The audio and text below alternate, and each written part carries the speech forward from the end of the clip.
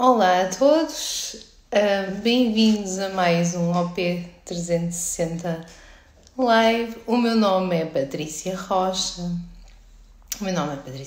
Sou fisioterapeuta e osteopata. Hoje o tema que eu vos trago é o parto em casa pode ser para ti e o parto em casa pode ser para o teu bebê. É uma questão que quem nos vai ajudar a responder a tudo isso, porque realmente um parto em casa, assim, à primeira vista pode parecer assim algo mais menos normal, não é? Mas na verdade durante muitos e longos anos as mães tinham os seus bebés em casa. Portanto, para responder a essas questões, para sabermos se realmente o parto em casa é para si, vamos chamar à nossa conversa a enfermeira parteira Sónia Rocha, que nos irá esclarecer quanto a essas questões. Deixem-me ver se consigo então convidar a Sónia Rocha, é portanto enfermeira parteira.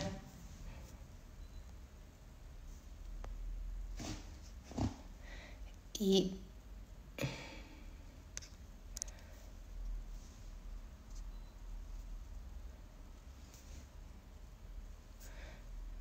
vai entrar com a página profissional dela, que é a Razão de Ser,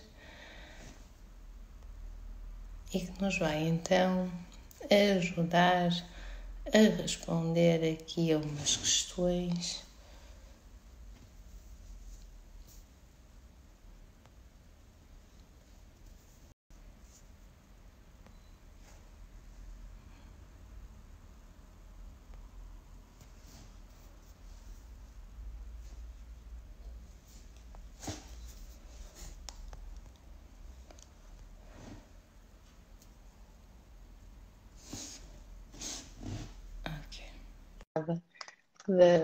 Da nossa convidada.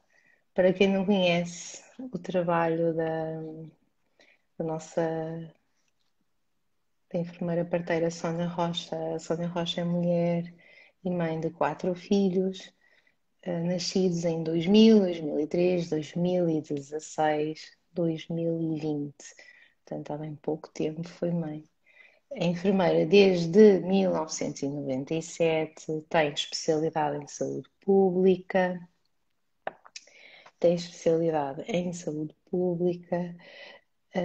e em obstetrícia desde 2007, é formadora e educadora perinatal, formadora em preparação pré-natal aquática, aconselheira em aleitamento materno pela OMS, Unicef. Como mulher, ela sempre acreditou no poder feminino para gerar e parir com saúde e prazer. Os nascimentos dos 2 filhos mais velhos foram hospitalizados, foram no regime de desculpa em hospitalar, portanto, foram medicados. No entanto, os últimos 2 nascimentos das suas 2 filhas mais novas, foram ambos em contexto domiciliar. Uma nasceu em água, outra nasceu em terra. Entretanto, deixem-me ver se consigo. Já enviei o pedido para.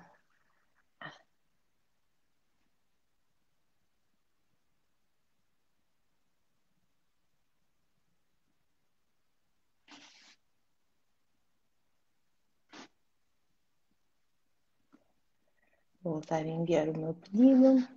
Pode ter, entretanto, surgido algum problema.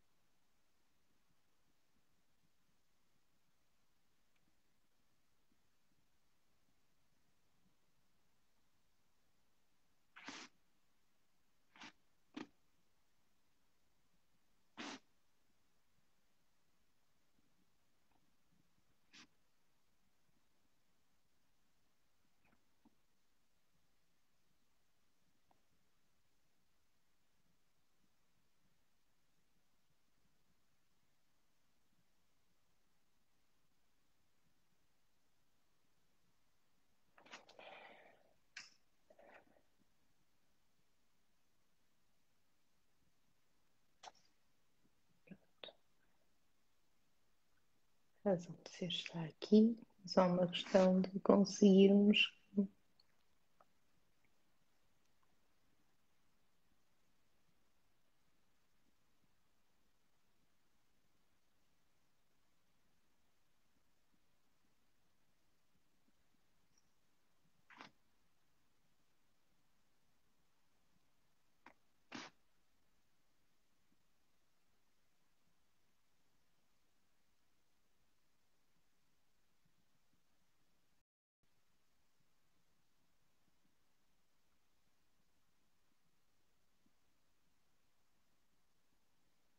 Acho que acontece com os direitos, são mesmo assim.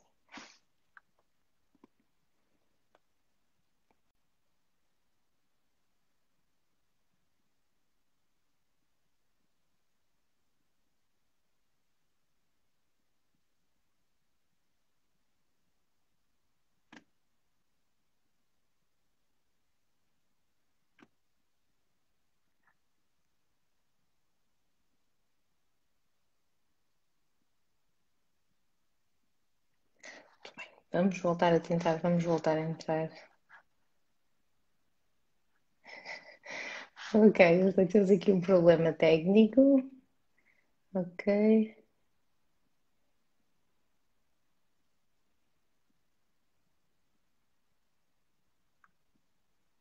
Deixa-me ver se consigo agora. Se conseguimos agora. Nem assim. Ah, finalmente! Olá! Olá, enfermeira Olá, parteira. tudo bem? Tudo bem? É, de vez em quando é mesmo assim, não faz mal, não tem problema absolutamente nenhum. Eu já enviei, pai, 3, 4 ou 5 pedidos e por vezes a internet é mesmo assim. Mas pronto, estamos aqui, estamos bem. Obrigada por ter aceito o nosso convite para aceder a este live. Um live que vai ser muito interessante. Quem está aí não percam, porque realmente vale a pena. Já comecei por introduzir um bocadinho, um pouco do currículo extenso da Sónia, um currículo muito, muito interessante. Faltou apenas referir que realmente a Sónia já acompanhou mais de 150 casais, sendo que 72 deles foram em contexto de domicílio e 62 foram partos, portanto, em água. Já é um currículo muito Sim. extenso, muita experiência, e esta experiência não se ficou apenas pelos conhecimentos teóricos, não é só o currículo académico aqui que estamos, que pesa, o currículo pessoal também. Sim, já experimentei na primeira pessoa ambas as opções. Muito bem. Sónia, mais uma vez obrigada. Eu sei que ter 4 filhos não é. Ter 4 filhos, uma profissão extremamente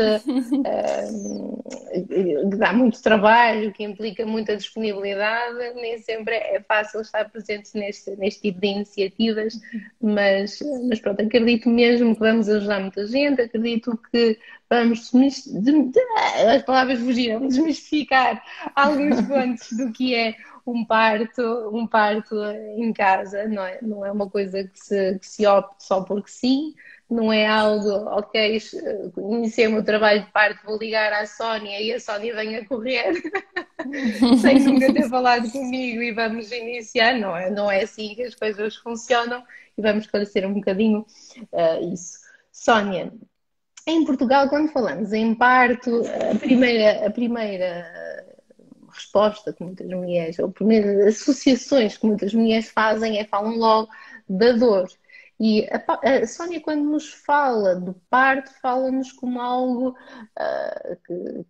que implica prazer, que implica saúde. Estamos bem longe do que as mulheres portuguesas definem como sendo o parto. Nós perguntamos a uma mulher, ela diz, é dor, parto é dor, parto é um momento difícil. E a Sónia não define assim. Porquê? Porque não quer dizer que não envolva algum tipo de dor ou desconforto, é óbvio que pode envolver, mas não é isso que a natureza nos reserva. E a melhor forma de explicar isso é através da relação direta do parto com a sexualidade. As hormonas que nós produzimos no parto são exatamente as mesmas que produzimos durante um evento de intimidade sexual prazeroso. E, portanto, nesse evento também não é suposto existir dor. Quando nós falamos de sexualidade, principalmente no feminino, nem sempre as primeiras experiências são 100% positivas ou envolvem um nível elevado de prazer, e normalmente o que está associado a essas situações é exatamente o medo, não é? Portanto, quando se inicia a atividade sexual, muitas vezes o medo vai acabar por marcar um bocadinho aquelas primeiras experiências como nem sempre orgásmicas, não é? Claro que podem e devem ser, mas muitas vezes o medo dificulta a que se possa chegar a esse nível de prazer logo numa fase inicial. E, portanto, o parto funciona da mesma forma, ou seja, nós temos tanto medo do parto, carregamos tanto medo, já este medo ancestral de que o parto é algo negativo, não é? Já vem na Bíblia que o parto é um castigo para a mulher pelos pecados que tem. Portanto, esse medo que carregamos faz com que as hormonas que estamos a produzir deixem de ser hormonas, muitas vezes, de prazer, mas para serem manchadas pelas hormonas associadas ao medo, que ainda por cima são antagonistas de que o parto se desenvolva com qualidade. Porque nenhuma outra mamífera na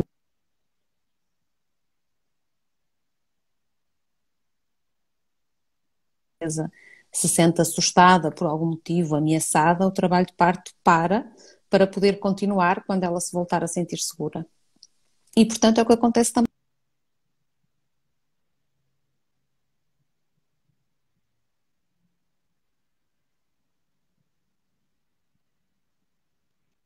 E estamos a ter alguns problemas com a ligação hoje. Hoje realmente não está fácil. Sónia, não sei se entretanto perdemos. Se vamos mesmo perder a Sónia.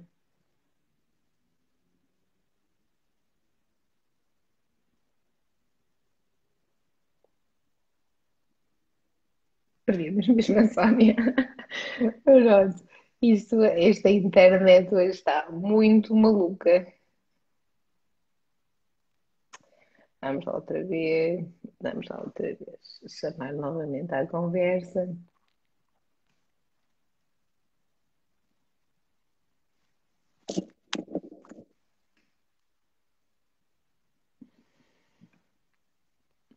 Para quem nos está a ouvir, estávamos então a falar com a enfermeira parteira Sónia Rocha, que é mãe de 4 filhos, já realizou, portanto, já acompanhou mais de 150 casais, 176 já os acompanhou. Ora bom, isto é a minha primeira vez nos lives e não está a correr bem. Não faz mal, a culpa não é da Sónia, isto é a internet, e a qualidade da mesma. Por vezes pode acontecer, Estávamos a dizer então, foi até onde nós conseguimos ouvir que no reino animal, quando um animal, portanto, está com medo, o trabalho de parto é interrompido e nós, culturalmente, andamos constantemente a tornar o parto ainda mais assustador. Exatamente. E, portanto, para além disso, para além daquilo que é a fisiologia natural do parto e aquilo que, se nós olharmos para o reino dos animais e para os mamíferos em especial, aquilo que as fêmeas procuram para que consigam parir em segurança e de uma forma simplificada, não são as condições que habitualmente são oferecidas às mulheres. Portanto, o ambiente que uma fêmea procura normalmente é o isolamento, o seu espaço, o seu ninho, que seja o menos invadido possível, pouco barulho, o escuro, portanto, o silêncio, portanto, a meia luz ou a escuridão, a menor possibilidade de interrupção. E isso é até visível nos animais domésticos, que a maioria das vezes os donos até querem assistir aos partos e têm muita dificuldade em fazê-lo. São poucos os animais domésticos que o permitem. Às vezes os donos estão horas à espera que o parto aconteça e ele nunca mais se desenvolve. Vão dormir e passado um bocadinho acontece o parto. E, portanto, com as mulheres humanas, nós não temos tido essa valorização e essa percepção de como causamos tantas interrupções naquilo que é a fisiologia do parto, mas desde que levamos o parto para o hospital, ao não ter isso em consideração, acabamos a causar maiores dificuldades à mulher para parir, maiores probabilidades de o parto se tornar bloqueado e precisar de ajuda para poder acontecer, maior necessidade de intervenção durante o parto e depois isso é o efeito bola de neve, não é? Portanto, um efeito em cascata em que uma intervenção leva à necessidade de uma outra intervenção, culminando na maioria das vezes com intervenções major, como as cesarianas, partos instrumentados, e que depois leva a sociedade a pensar que de facto o parto é um evento de alto risco e como tal faz sempre sentido que seja em ambiente hospitalar pelo risco de necessitar de intervenções majores, porque elas de facto estão a acontecer numa proporção muito superior ao que seria normal, não é? Portanto, não faz sentido. Não sei se a Patrícia tem esta noção, mas em Portugal menos de 50% dos partos são considerados normais. Portanto, mais de 50% dos partos atualmente ou são por cesariana ou por instrumentação de parto. E isto de todo que não é normal, portanto, que as mulheres humanas portuguesas não consigam parir ou precisem sempre de uma ajuda técnica major para que o bebê possa nascer. Isto não faz qualquer sentido. Não faz qualquer sentido. A pelvis da mulher portuguesa e da mulher espanhola, portanto, desta zona, são pelvis que são favoráveis ao parto. Sim, não estamos a falar em pelvis muito estreitas. Claro. E no norte da Europa temos países em que a taxa de cesarianas não ultrapassa os 10, 15%. E, portanto, nós temos uma taxa em média de 35% em Portugal e nos hospitais privados acima dos 65%. E, portanto, isto não faz qualquer sentido em termos fisiológicos. Nenhum. Nenhum.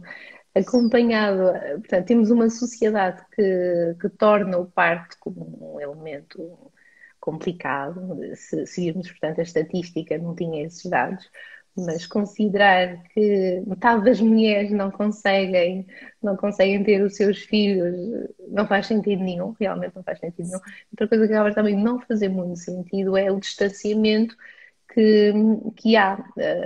Por exemplo, os partos, lá está, vão para o hospital, saem do agregado familiar, a própria amamentação muitas vezes é escondida, já não temos mulheres que se conheçam, que conheçam o seu corpo e que estejam à vontade para falar sobre o seu corpo, para mostrar. A própria amamentação também acaba por ser assim um bocadinho escondida, que é uma coisa totalmente natural. O parto é algo totalmente natural. Porquê ir para um hospital? Porquê uma touca? Porquê aqueles instrumentos todos que acabamos por ter?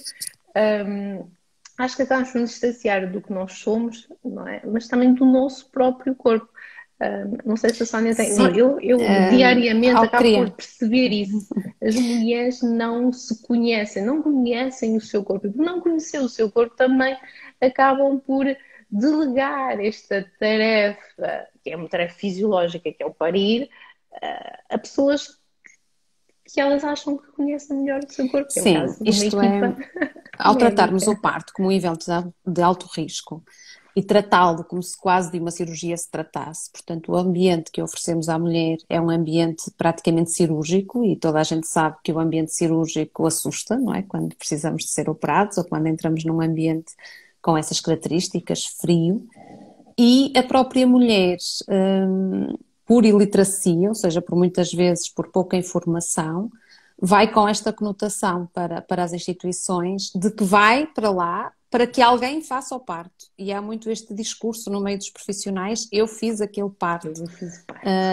Não é eu assisti, é mesmo eu fiz. Quantos partos fizeste? Quantos partos tens que fazer?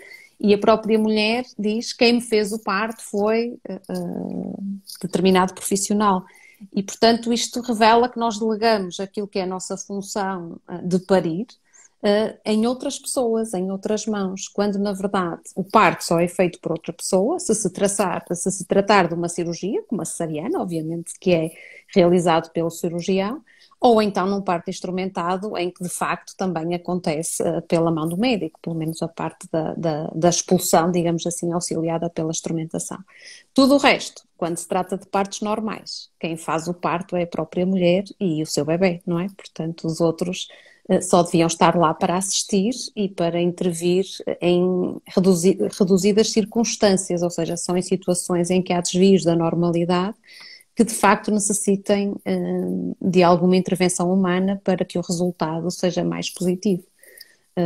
Senão não faz qualquer sentido a intervenção. Eu acho que não tem sentido, portanto, quem nos está a ouvir, ou quem nos vai ouvir depois a posteriori, é por isso que nós estamos aqui a conversar, é dar conhecimentos, alertar que realmente há aqui qualquer coisa que está um bocadinho fora do que é o normal, e vamos inverter um bocadinho disso. Sónia, para quem queira fazer diferente, quem esteja interessado em ter um parto em casa, qual é o procedimento? O que é que devem fazer? Como devem Então, proceder? o parto, tendo em conta aquilo que eu disse inicialmente, aquilo que as outras fêmeas na natureza procuram, o tipo de ambiente, o parto, o local indicado para o parto é o local onde a mulher se sente segura. E esse local pode ser o hospital, rodeado de tecnologia, ou pode ser a sua casa, ou até a casa de outra pessoa. Eu recordo-me que há uns anos que assisti o parto da minha irmã, num ambiente domiciliário, mas que não o dela, porque ela disse-me que em casa dela não se sentia segura e, portanto, eu perguntei-lhe, ok, não queres ter a bebé na minha casa? E ela disse-me, aí sim, parece-me bem. E foi cá em casa, não é? Portanto, o parto, de facto, deve ser onde a mulher se sente segura, tal e qual como acontece nos animais. E pode ser em ambiente domiciliário, pode ser no hospital ou até pode ser no meio da natureza, se a mulher entender que de facto é ali que se vai sentir segura. O ter profissionais presentes, nós podemos e devemos assumir que tornará o parto mais seguro, ou seja, os partos não assistidos, obviamente que estão considerados menos seguros, e, portanto, quando se escolhe a possibilidade de ter um parto domiciliário, faz sentido que a mulher escolha uma equipa que a possa assistir, com o objetivo de detectar desvios da normalidade e poder ajudar a tomar decisões de quando passa a ser menos seguro que esse parto ou esse trabalho de parto continue em ambiente domiciliário e faça sentido passar para outro espaço, não é? Nomeadamente os hospitais, que é para isso que eles existem e ainda bem que existem. Ou seja, o parto em casa, hoje em dia, não é mais, nem deve ser, o parto em casa de há 50 anos atrás, em que teria que acontecer em casa porque não havia outra qualquer alternativa. E, portanto, os resultados também não podiam ser os melhores. Hoje, quando falamos de parto em casa, falamos de um parto planeado em casa, com uma equipa escolhida pela mulher, e em que, se são detectados desvios da normalidade, então esse parto não deve continuar em casa, não é? Não faz esse sentido. Para que o parto então possa acontecer no domicílio de uma forma segura, a mulher, o casal, deve contactar uma equipa que esteja preparada para poder fazer essa assistência. E é um bocadinho difícil em Portugal, porque somos muito poucos a fazer esse tipo de assistências e ficamos com uma disponibilidade lotada muito, muito cedo, não é? Portanto, não é fácil encontrar profissionais. Também, não só pelas questões de disponibilidade, mas pelas questões do acompanhamento ao longo da gravidez, faz todo sentido que a mulher seja acompanhada desde o início da gravidez, algumas até mesmo numa fase pré-concepcional. E ainda temos muito esta ideia de que, ok, se eu quero ter um bebê em casa, preciso então de uma parteira e vou procurar uma parteira, mas só quero encontrar a parteira no fim da gravidez quando eu sei que poderá estar tudo bem para ter um parto em casa e de facto não é assim, ou seja, a assistência na gravidez não tem nada a ver com o local de nascimento, portanto, para todas as mulheres a Organização Mundial de Saúde defende que deviam ter uma parteira na sua assistência pré-natal e depois sim, se realmente estiver tudo, for o desejo de ter um bebê em casa, então o local de parto é decidido ao longo da gravidez e nomeadamente até ao dia em que este acontece. Não faz sentido esperar até ao final da gravidez sem esse acompanhamento prévio, seja pelas questões de disponibilidade, seja pela questão de garantir a melhor saúde e as melhores condições possíveis para que o parto possa então acontecer no domicílio e de uma forma o mais fisiológica possível. Sónia, há pouco estávamos a falar que, portanto, a pelvis Sim. da mulher portuguesa é uma pelvis favorável para um parto vaginal. No entanto, vamos ter sempre uma ou outra variante, não temos todas a mesma pelvis. Eu, por exemplo, tenho uma pelvis mais estreita, não tenho uma pelvis muito larga.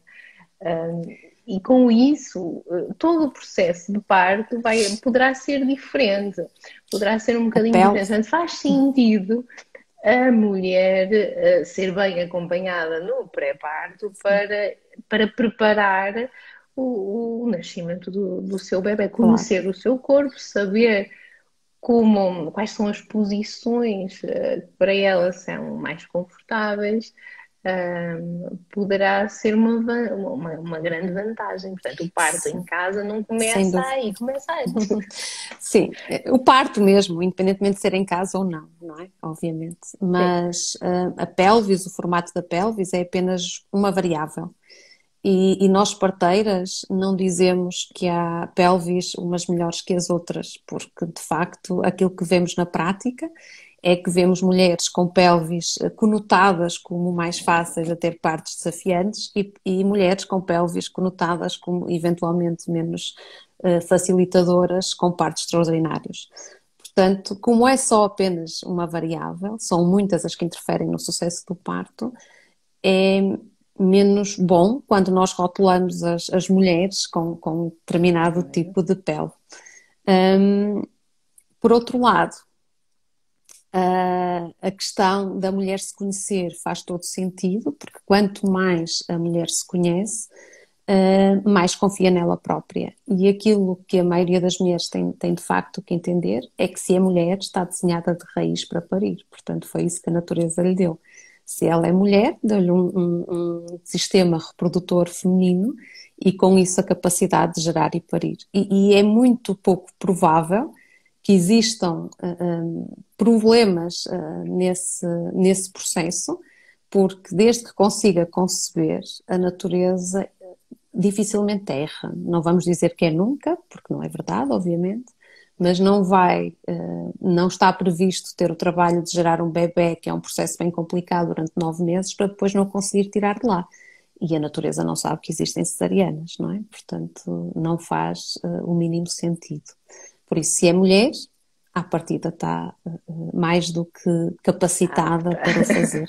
A questão é acreditar nisso, não é? Porque quando nós não acreditamos ou quando alguém nos faz não acreditar, e a nossa Claro. vigilância pré-natal, na maioria das vezes, contribui para aumentar os medos e não para aumentar a confiança, faz com que nós cheguemos ao trabalho de parto com uma enorme quantidade de medo e isso sim vai fazer com que o parto seja muito mais desafiante do que seria de esperar.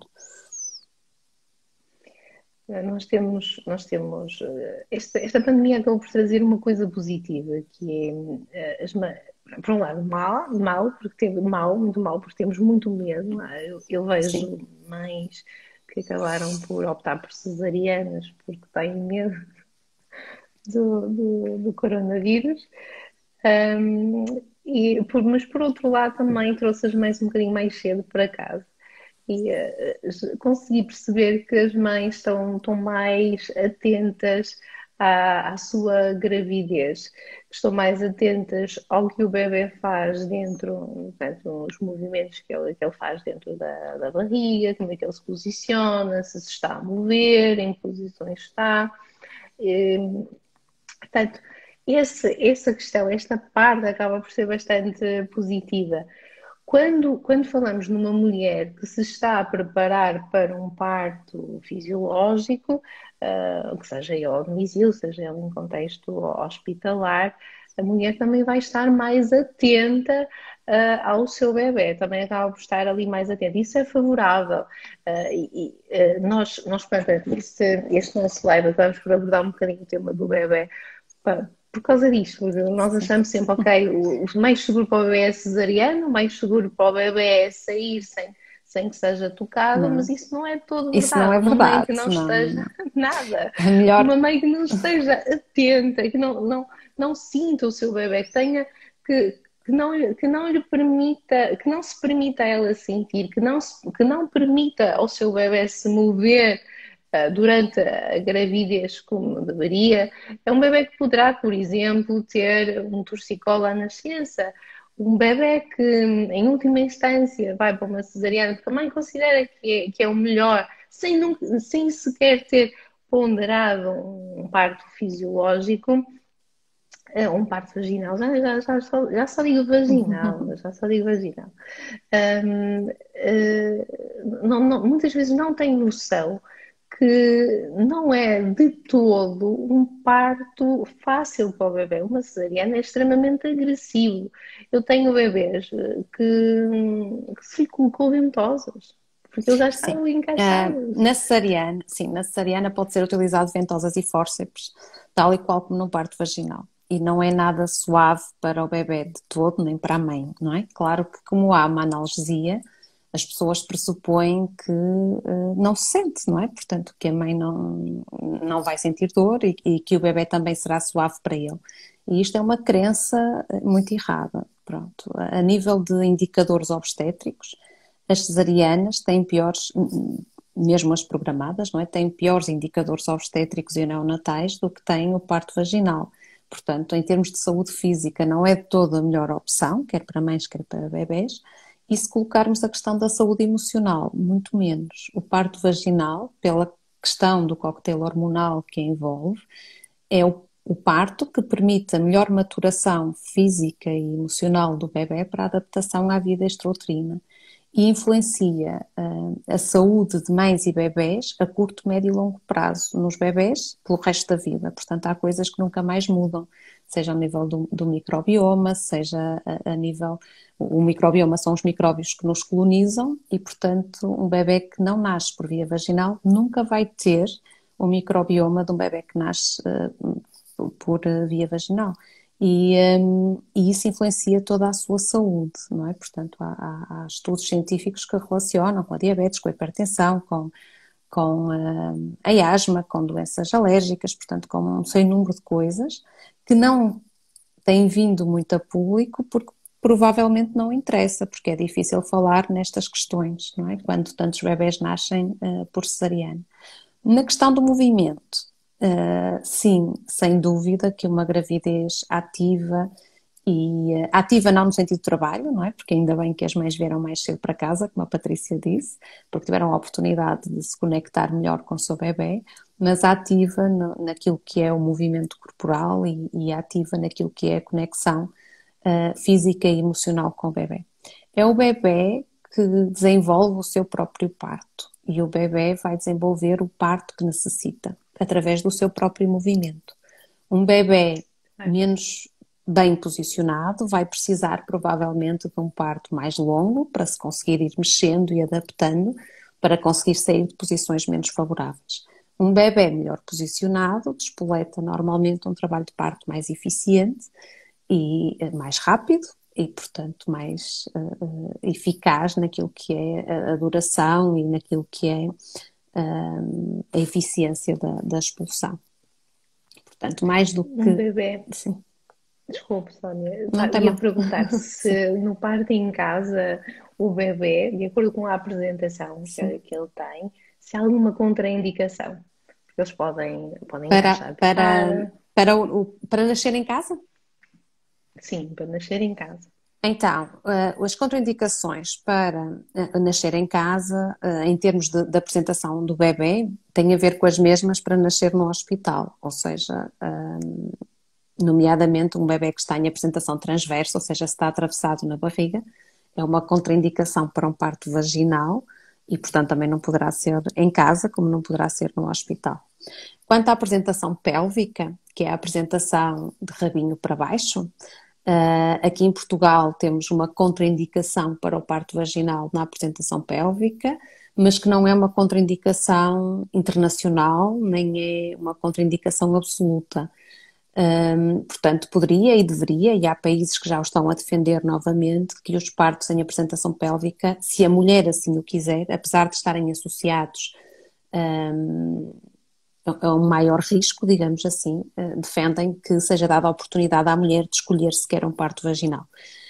Se pensarmos se deve acontecer esse parto em ambiente domiciliar, em princípio não, isto porque, por representar uma possibilidade de maior risco, mas há partos pélvicos a acontecer pelo mundo fora em ambiente domiciliário, portanto não é uma contraindicação também absoluta, mas se formos ver aquilo que é diminuir os riscos ao mínimo, não faria muito sentido ter um parto pélvico em casa. E por outro lado, normalmente são as parteiras que estão nos partos domiciliários, não quer dizer que não possa haver um ou outro médico obstetra, mas o que é usual é serem as parteiras a estarem a fazer essa assistência, e nós parteiras a nossa autonomia está limitada ao parto cefálico, ou seja, não quer dizer que nós não tenhamos competências para assistir a um parto pélvico, mas essas competências são reduzidas e por norma deve estar presente um obstetra. Por isso inviabiliza, digamos assim, nomeadamente em Portugal, que faça sentido ter um parto pélvico vaginal em ambiente domiciliário. Eu, como disse ao início, eu sou fisioterapeuta e sou osteopata e trabalho muito com crianças. E essa apresentação do bebê acaba por influenciar muito mais do que os pais poderiam pensar na evolução dos seus bebés. Um bebê que tem uma apresentação pélvica, normalmente em Portugal ainda não tive nenhum que, que fosse por via vaginal. Todos eles Exato. foram cesarianos. Já há Mas muitos pronto, anos que há pouca experiência em partos pélvicos e, portanto, a indicação que dão às mulheres é que obrigatoriamente, que é como se fosse obrigatório, que tem que ser cesariano, não é? e esses bebês são bebês que acabam por ter mais patologias a nível coxofemorais, eles fazem inclusive uma ecografia obrigatoriamente. Agora, todos os restantes, eles podem, portanto, podem descer Se com uma estiverem apresentação sim, mais ou menos em em flexão. apresentação, Isso também. diga Patrícia, eu interrompi. Eu estava a dizer, o bebê se iniciar a sua apresentação com a cervical não flexionada, portanto em desflexão, uma posição de uma apresentação Sim. mais de cara, é bastante violento e deve-se ter assim uns Sim. cuidados extras no pós-parto, no tratamento desses mesmos bebés. E isto é num parto fisiológico. Agora, quando colocamos oxitocina, que é algo artificial num parto, onde o bebê não está bem encaixado, ou está com uma apresentação um bocadinho menos em Favorável. flexão, menos favorável, isso pode tornar o parto bem complicado. Então, Sim. não é por acaso que realmente temos as taxas que temos de cesariana e partos instrumentados, não é? Ou seja, a tal cascata de intervenção, quando nós intervimos no parto numa fase inicial com ocitocina para acelerar o trabalho, não quer dizer que não haja partos ou trabalhos de parto que precisem, ou seja, vai haver sempre alguns trabalhos de parto que podem precisar de ocitocina artificial e que isso é favorável e vai fazer com que aquela mulher possa ter um parto vaginal e que aquele bebê possa nascer de parto vaginal. Todas as intervenções têm um lado bom, nós não podemos agora catalogar que as intervenções são horríveis e que nunca deve acontecer. O que não é suposto acontecer é com a proporção que estão a acontecer. E quando são usadas desnecessariamente, levam a desfechos que se calhar teriam sido evitáveis. Quando nós usamos a ocitocina só porque sim, porque achamos que é melhor para aquela mulher, para aquele bebê, ter um parto mais curto, por exemplo, e isto ainda acontece em muitos hospitais, então podemos estar a influenciar um trabalho de parto num bebê que não está tão preparado ou tão bem posicionado para nascer e ele vai acabar a ficar preso numa posição menos favorável e não vai conseguir sair de lá, na maior parte das vezes. E só vai sair de lá através de um parto instrumentado ou de uma cesariana. Portanto, isto são os desfechos, ou seja, a probabilidade aumenta sempre que nós manipulamos o parto. Basta ver pelas induções. As diferenças entre um parto induzido e um parto de início espontâneo também se relacionam com isso, porque um parto de início espontâneo, à partida, o bebê está muito melhor posicionado e melhor preparado para conduzir aquele parto porque foi ele que o despoltou, do que um parto induzido que se calhar o bebê só nasceria daí a 2 semanas e está muito longe de estar pronto para nascer e portanto vai ter muito mais dificuldade. Em relação, quando falou das apresentações, pronto, dentro dos partos cefálicos, depois de estar de cabecita para baixo, obviamente que a forma como o bebê inicia o trabalho de parto influencia todo o desenrolar do trabalho de parto e influencia a sua eficácia, não é? Portanto,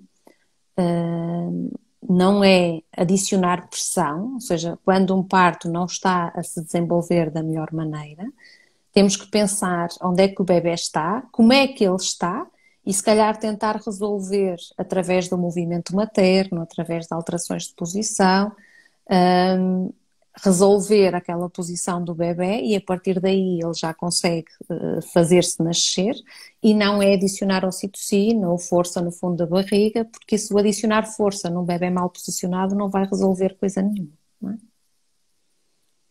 Há um bocadinho o desconhecimento de que o bebê se move. Nós quando pegamos no recém-nascido e realizamos este movimento, como se eles fossem cair, eles esticam-se, eles têm reflexos, são reflexos primitivos, que são movimentos que estão no trabalho de parto. Esses reflexos primitivos. Sim.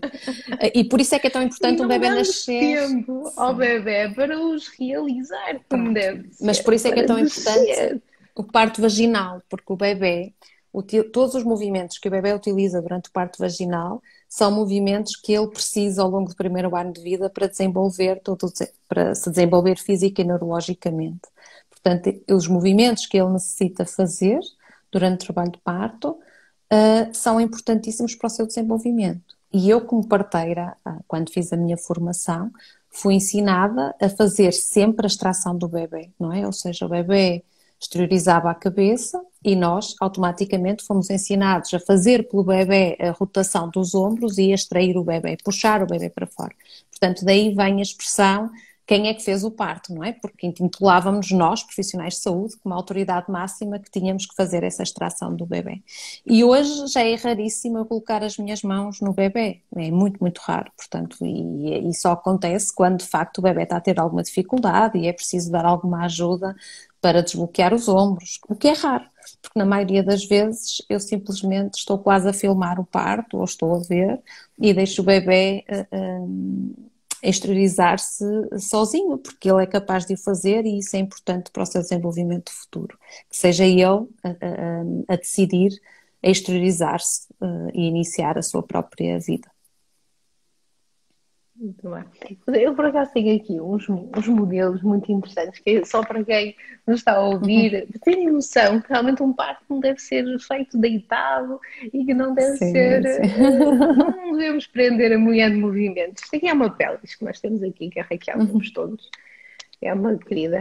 Portanto, num primeiro tempo de parto, quando o bebê está a encaixar.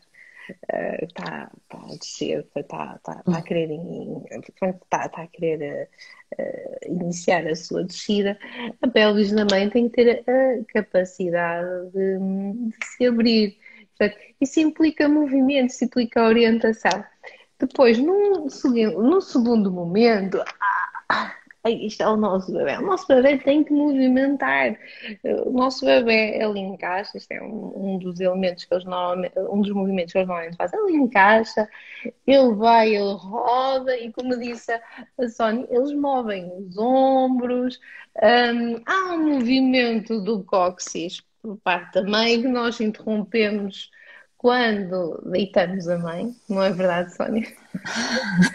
Não é verdade. O que é que não se faz para complicar a vida do bebê? Sim, há salas de parto pelo mundo que não têm uma cama visível. Sim. Precisamente, ou melhor, a cama ou as marquesas existem, mas estão escondidas em armários, precisamente para que a mulher não se sinta tentada a deitar-se. Nós, em Portugal, a primeira coisa que fazemos é convidar, entre aspas, obrigar a mulher a dizer que tem que estar deitada.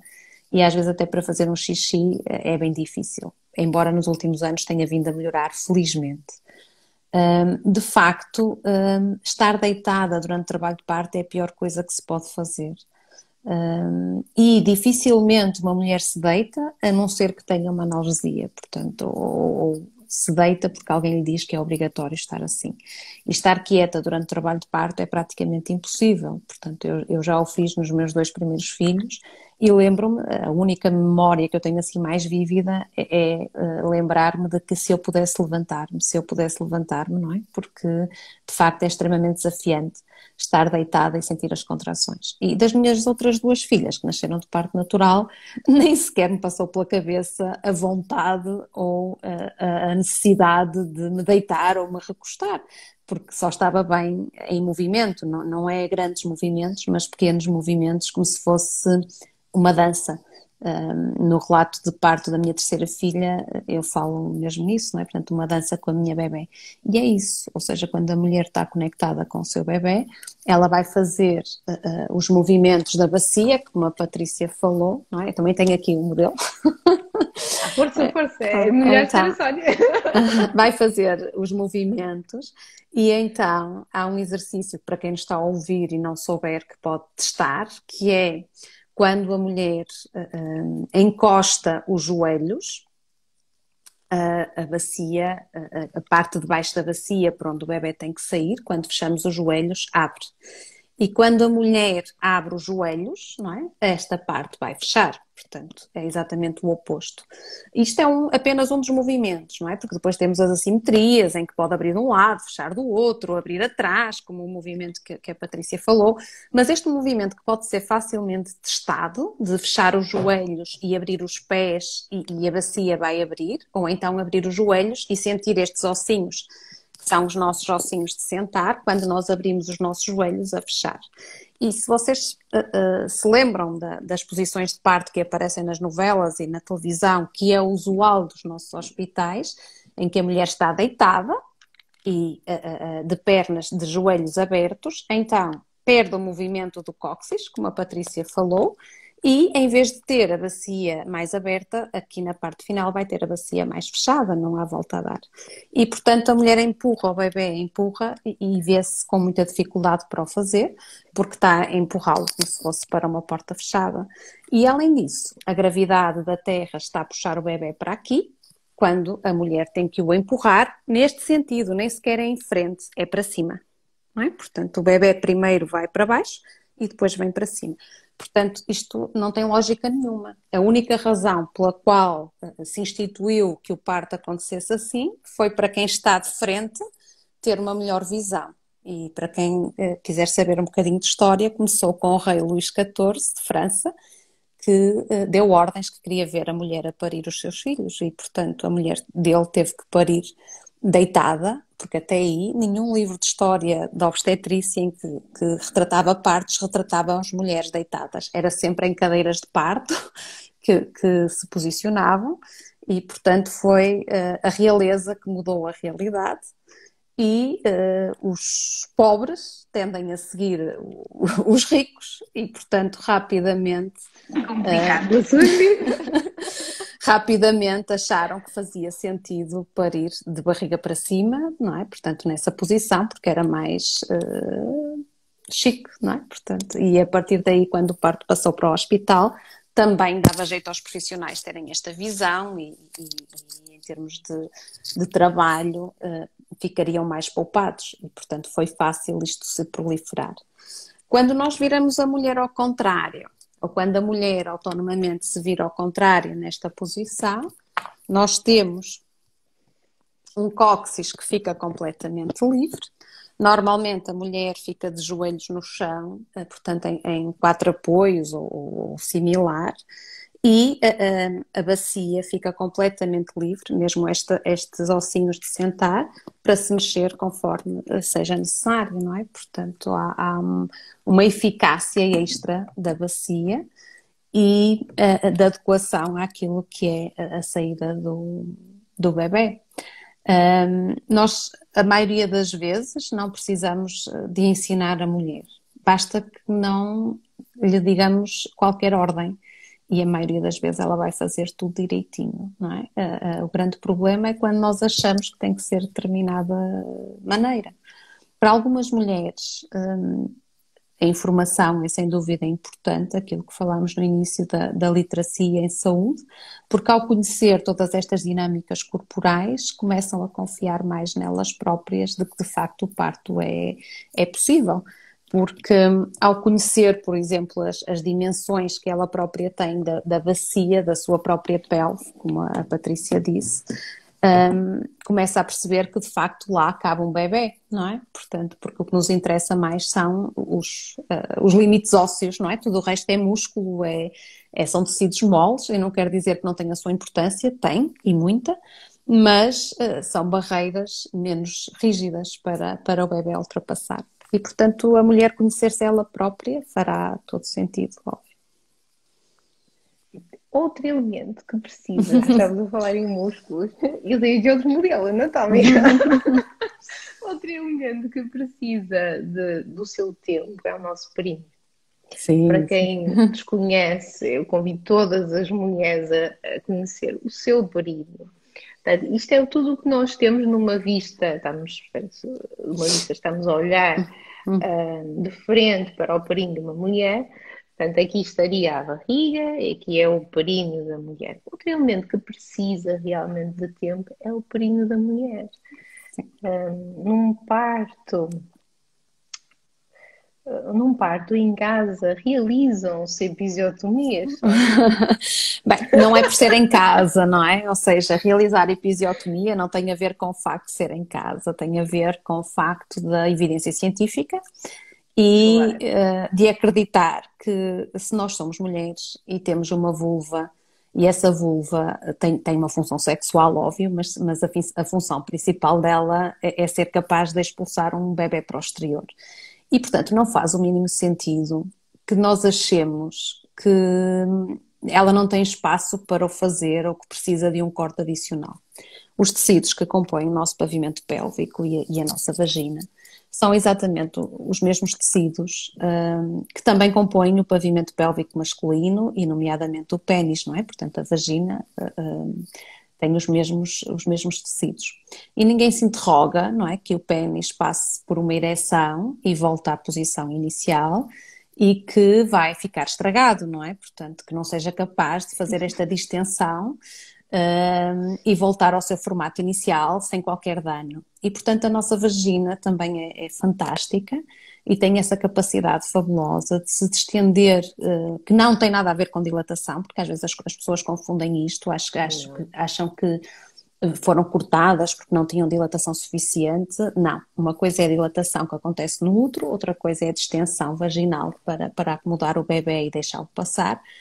E os nossos tecidos vaginais são elásticos o suficientes para permitir passar um bebê sem qualquer dano.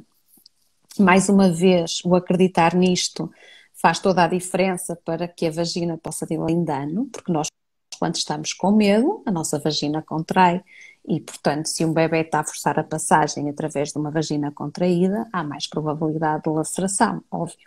Se eu acredito e aceito e até desejo que o bebê esteja naquele espaço, a minha vagina acomoda-se e vai permitir passar o bebê sem qualquer dano.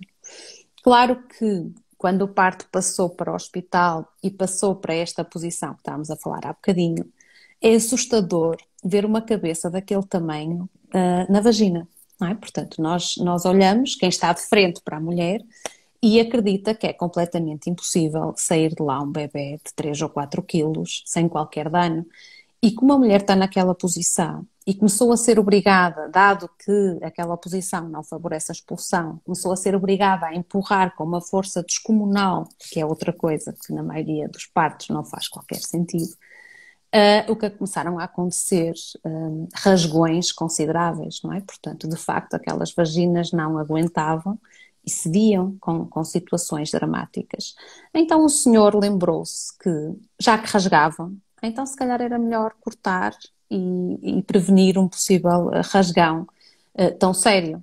E isso não teve qualquer ciência por trás. Foi alguém que se lembrou, alguém que começou a fazer e rapidamente se disseminou pelo mundo, até porque abrevia a questão do nascimento, não é? Portanto, corta-se, alarga-se e há de facto um nascimento mais rápido. E como disse a Patrícia, não damos tempo porque estamos no mundo do corre-corre e, portanto, foi algo que os profissionais gostaram e acharam que sim. E acreditou-se que se estava a fazer bem. Hoje sabe-se, a ciência demonstrou que quem é cortado tem mais probabilidade de rasgar seriamente, ou seja, as lacerações graves associam-se a quem foi cortado e não a quem não foi cortado, e que não faz qualquer sentido, pois não tem capacidade de prevenir laceração.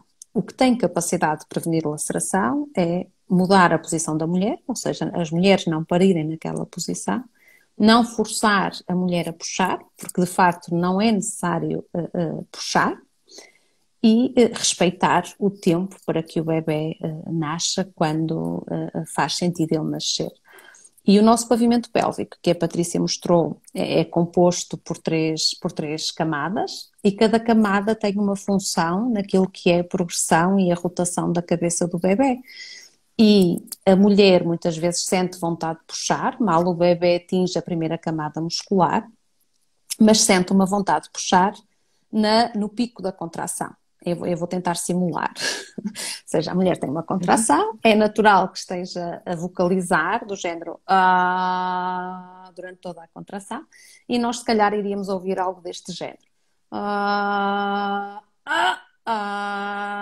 Ou seja, nós sabemos que o bebê atingiu a primeira camada muscular, sabemos que provavelmente está a aproximar a expulsão, mas não faz qualquer sentido, mesmo que eu não preciso e normalmente não faço exames vaginais, mas que eu constatasse que a mulher tem dilatação completa, não faz qualquer sentido dizer a esta mulher empurre, porque o bebê só está na primeira camada muscular e esta camada vai ajudar a fletir a cabeça do bebê para que ele depois possa nascer na posição certa.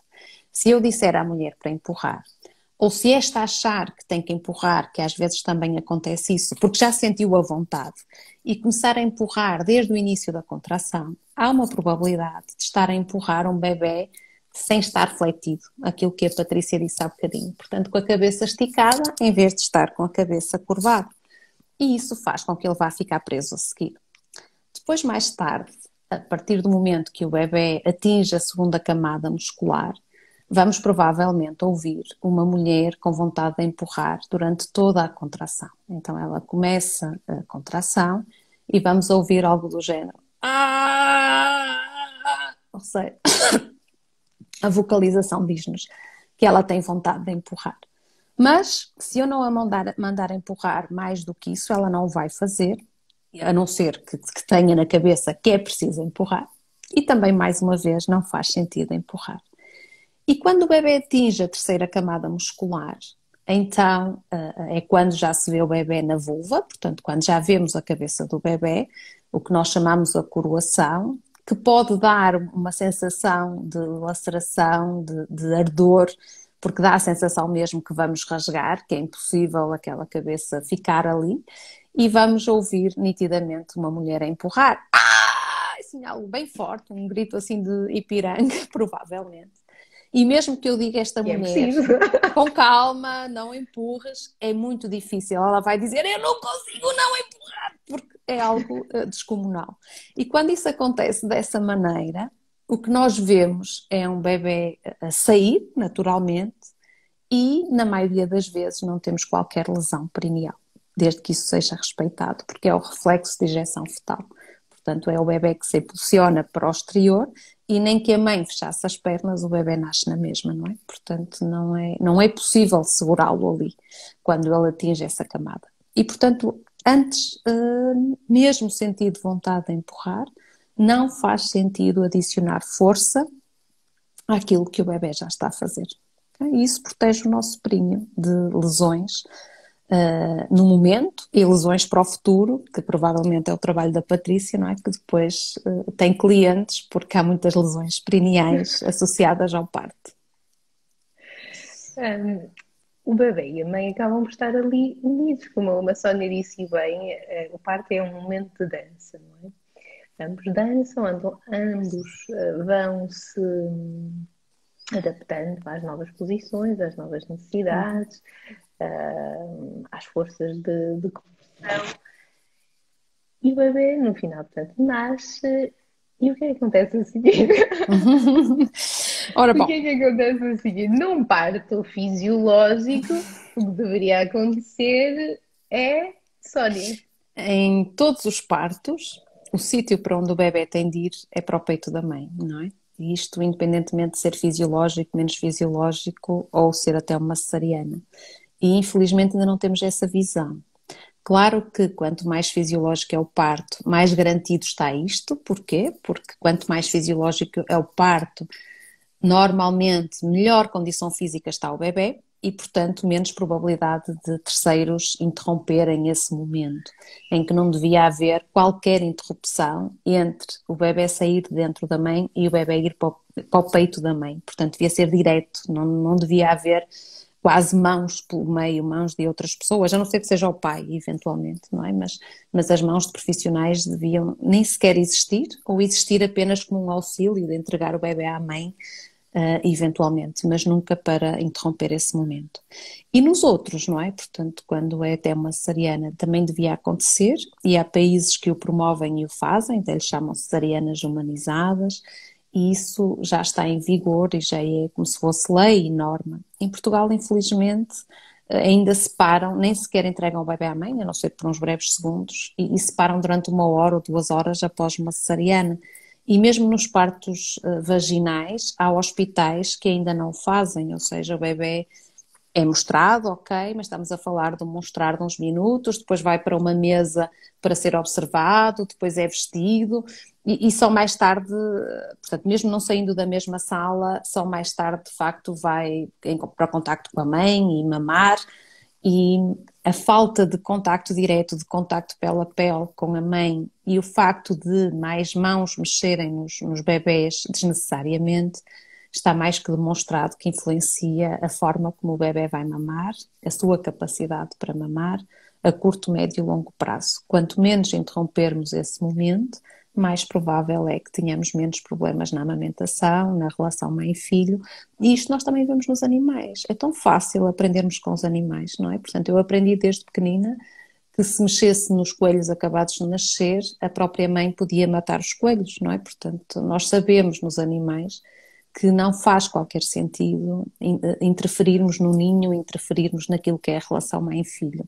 E nós, que somos os seres inteligentes, causamos uma série de interrupções completamente descabidas e não necessárias. Portanto, devíamos reservar as situações de interrupção para aquelas situações que não temos alternativa. Ou seja, aquelas em que mãe ou bebê precisam de cuidados especiais e que de facto não é possível, e mesmo aí há sempre adaptações que se podem fazer, não é? Se é a mãe a precisar de cuidados extra em que não está capaz de ficar com o bebê, então se temos a outra pessoa significativa, nomeadamente o pai ou a pessoa significativa para o bebê em substituição da mãe, não é? Que pode ser uma avó, pode ser uma amiga da mãe que esteja a acompanhá-lo. Para o bebê, se não houver a mãe, interessa-lhe um ser humano, não é? Portanto, mais do que uma mesa fria ou desconfortável. E se for o bebê que esteja a precisar de cuidados, até poderíamos muitas vezes prestá-los junto à mãe, ou o mais próximo da mãe possível.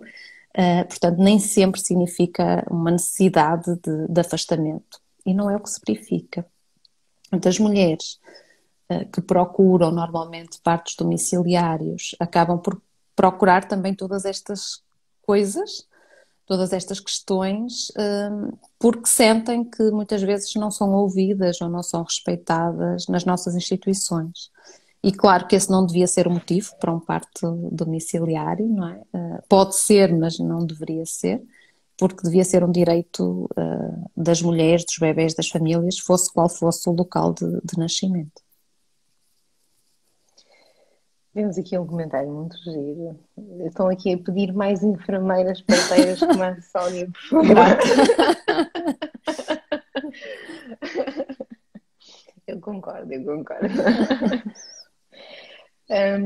Falamos, portanto, do contacto pele a pele como sendo um promotor da amamentação, como sendo um promotor do bem-estar da mãe também, mas falamos também este contacto pele a pele acaba por ir, no caso dos bebés, um pouco mais além.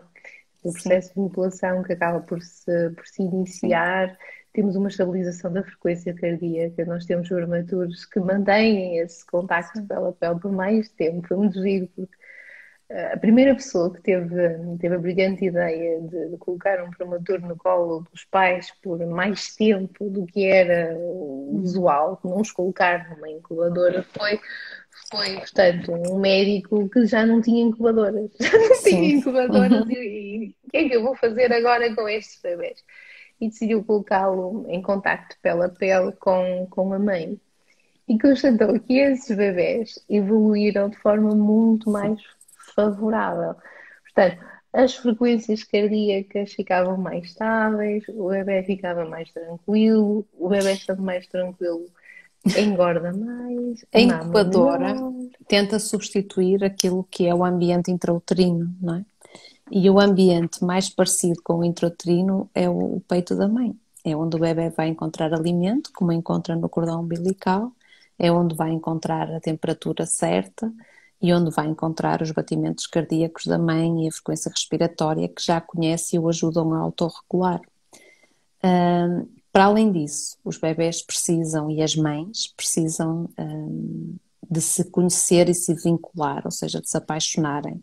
E para isso é importante o imprinting visual, o imprinting olfativo, portanto, os próprios odores se misturarem, não é? Portanto, a mãe ter próximo a cabeça do bebê para que o cheiro do bebê fique impregnado no seu próprio cérebro e o bebê o odor materno, o contacto ocular, que é extremamente importante, e está demonstrado que quando isto acontece e é respeitado, mesmo que depois haja necessidade de afastamento, as mães conseguem identificar os seus filhos no meio de uma dezena ou mais de bebés e os bebés reconhecem a própria mãe.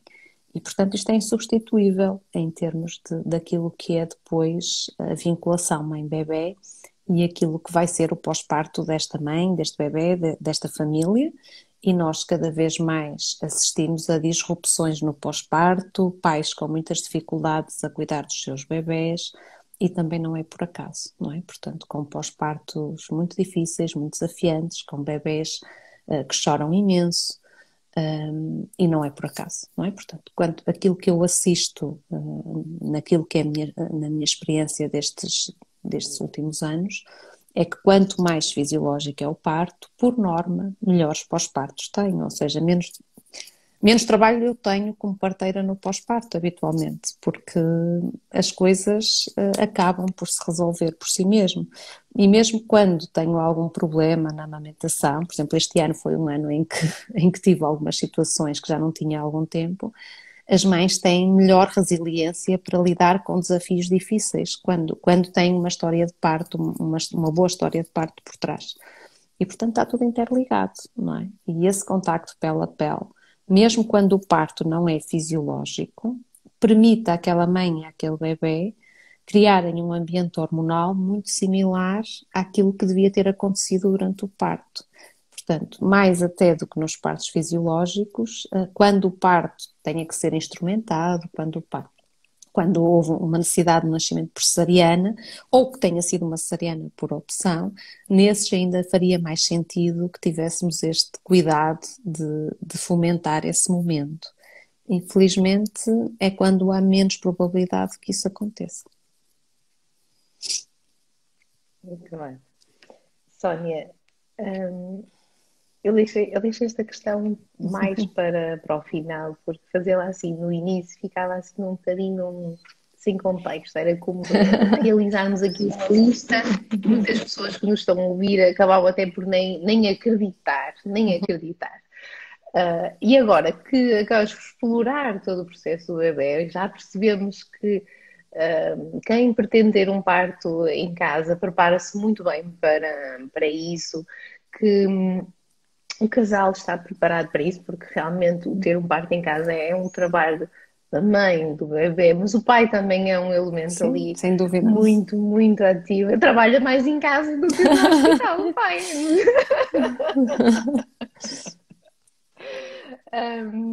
Eu diria que, assim de forma muito genérica, para resumirmos um bocadinho quais são as grandes vantagens de um casal, de uma mãe, tomar a decisão de quer um parto em casa. Quais são as vantagens de um parto em casa, Sónia? Ora bom, ah, se eu for coerente com aquilo que disse até agora, não é? Se nós tivéssemos o mesmo tipo de assistência que era o que devíamos ter em casa e no hospital, a grande vantagem de ter em casa seria o estarmos no nosso próprio ambiente e isso favorecer a fisiologia do nascimento, não é? Se eu me sentir segura nesse ambiente. E por outro lado, ter o conforto de ter as pessoas significativas comigo, como outros familiares, amigos, se eu assim o quiser, seja durante o parto, seja nos momentos a seguir ao parto, seja filhos anteriores, não é? Que queremos que vivenciem um momento de perto, seja depois o pós-parto, eu poder estar no meu espaço, na minha casa, no meu quarto, na minha casa de banho, sem grandes interrupções. E por outro lado, quando eu estou na minha própria casa, os profissionais que eu convido para assistir o meu parto são mesmo convidados, porque a casa é minha, não é? Portanto, e há aqui normalmente um entender disso mesmo. Quando eu vou para uma instituição ter o meu bebê, eu é que sou a convidada, digamos assim, não é? Porque a casa é deles e, portanto, as regras são deles. E fica muito mais difícil que eu consiga ter as minhas regras, ou não é? Portanto, eu agora até o bebê acabou de adormecer, mas vem o pediatra e quer ver o bebê e vai acordar o bebê, não é? Porque ele só tem aquele momento e, portanto, não vai esperar que o bebê acorde, ou alguém quer me observar, ou alguém quer fazer, ou então vão ver o bebê do outro lado e também acordam. Portanto, o ambiente é completamente diferente, o ambiente domiciliário, de eu estar no meu próprio espaço, com as minhas regras, de eu estar numa instituição. A escolha do parto domiciliário em Portugal tem outra vantagem pela questão de a maioria das nossas instituições não oferecer aquilo que a mulher informada procura, que é a liberdade de movimentos, o respeito pela fisiologia, o respeito pela ligação mãe-bebé imediata após o nascimento sem interrupções, não é? Portanto, infelizmente a maioria das nossas instituições não favorece isso e mesmo aquelas que já vão favorecendo algumas coisas ainda não é perfeito. E como tal, a escolha do parto domiciliário em Portugal tem essa vantagem. Não significa que noutros países com outra cultura, com outra visão do parto, não estejam muito mais aproximados desses dois ambientes, até porque há hospitais que têm salas de parto muito parecidas com o ambiente domiciliário, com mesinhas de cabeceira, com candeeiros nas mesinhas, com cortinas, não é? Portanto, com outro aspecto, que nós até lhe chamamos casas de parto, não é? Com um aspecto muito mais aproximado àquilo que é o ambiente domiciliário. Ainda assim, eu pessoalmente, como mãe e mulher, que sempre desejei ter um parto em casa e tive dois, podiam-me oferecer o hospital com um ambiente mais parecido com o ambiente da minha casa, que continuaria a não ser a minha casa, não é? Portanto, eu sempre imaginei para mim o ter o meu bebê em casa, porque era aí que eu achava que me ia sentir feliz e me ia sentir que estava no meu ninho, no meu espaço. Portanto, e para mim, como parteira, este devia ser o principal motivo de escolha de um parto domiciliário, não a fuga a uma realidade que eu não quero. Porque não é isto que transforma o parto num ambiente seguro, se eu estou a tomar uma decisão baseada no medo. Mas ainda assim é aceitável, portanto, que eu queira uma realidade diferente e por essa razão escolha um ambiente domiciliário. Mas também por isto, por causa dos casais, na maioria portuguesa, estarem a decidir na base do medo, na base de não quererem uma determinada realidade, ainda é mais importante a preparação para o nascimento, conforme a Patrícia falou, porque são todas estas questões que temos que abordar no pré-natal, não é? Porque a questão de quanto mais medo tivermos presente no momento do parto, menos provável é que ele aconteça favoravelmente. E, portanto, não adianta eu escolher um parto domiciliário se vou carregada de medo para o parto, porque o mais provável nesse caso é que eu vá precisar de ir para o hospital a meio, não é? Portanto, temos que trabalhar todas estas questões. Mas, sem dúvida, que em Portugal ter um bebê no domicílio, quando isso é possível, por norma, permite uma experiência gratificante e muito diferente daquilo que são as experiências hospitalares. Teríamos mais bebés, sem dúvida. vivências positivas, não é? Faz com que a taxa de Sim, natalidade sim, sim, suba um sim. bocadinho, não é? Sim, Quantas já mães tive várias optaram por mulheres. não ter o Outro filho, segundo ou o sim, terceiro filho porque sim, o parto foi sim. horroroso. Felizmente Foi muito distante daquilo que elas já tinham conheço, idealizado. conheço Portanto, o muitas, nosso governo que nos ouça. conheço muitas mulheres que dizem eu queria ter mais partos, mais filhos é que é complicado, não é? Porque já vão no terceiro ou no quarto e depois já fica complicado terem mais Já filhos, mas estamos a gostariam de ter mais inverter. partos. Já. Está, porque a vivência claramente foi positiva. Hum, Sónia, mais uma vez queria agradecer. Não sei se a Sónia quer acrescentar mais alguma coisa. Não, Tem quero tipo alguma agradecer coisa que por não tive a dizer, por oportunidade. explorar? Ficaríamos aqui a falar um mês, mas pronto. Queria agradecer também o convite e o desafio, porque ainda não tinha tido tempo para explorar Eu que estas agradecer. mais-valias do virtual e, portanto, foi um prazer e adorei a experiência. Por isso, grata, muito grata pelo desafio e também Nós é que por agradecemos. terem a coragem de falar neste tema, que é o parto domiciliário, que muitas vezes é tabu. Portanto, acontece por todo o país, mas parece que ninguém quer falar nele, não é? Porque é algo que parece assim algo estranho, ilegal ou algo que é errado. E de facto não é. Portanto, muitos dos países assumem-no, inclusive no Sistema Nacional de Saúde, e com resultados muito bons ao nível dos resultados obstétricos e neonatais e ao nível da satisfação de mulheres e casais.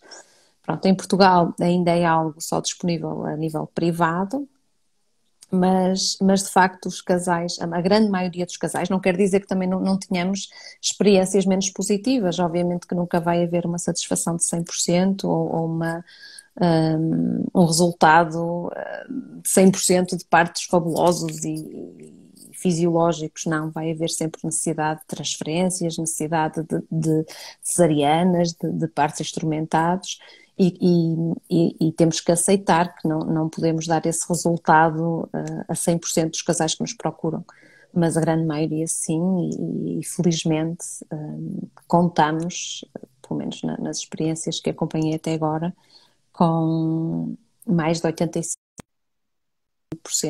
dos partos que aterão connosco foram totalmente fisiológicos, sem qualquer intervenção técnica ou médica portanto, com elevada satisfação dos casais, das mulheres e dos casais. E isso, pronto, traz-nos muita satisfação e muito prazer também para poder Muito partilhar prazer, isso sem com dúvida. outros. Com outros. Mais uma vez, obrigada, Sónia. Quem nos está a ouvir, obrigada por terem assistido. Caso queiram colocar alguma questão ou agora ou deixar nos comentários, é com todo o gosto que depois reencaminhamos também Com para a certeza. Sónia as questões ou para Claro. nós, ou para nós alguma questão que esteja relacionada com a nossa área. Também estamos aqui para o que for necessário, não é? Estão aqui a agradecer, nós também agradecemos. E pronto, espero ver-vos em breve. Quem nos está a ouvir, espero ver-vos em breve numa próxima OP 360 Live. Este tema foi sem dúvida emocionante, foi sem dúvida muito apaixonante e mais. Adeus. Bom fim de semana a todos. Até breve. Sónia, obrigada. Bom fim de Adeus. semana a todos.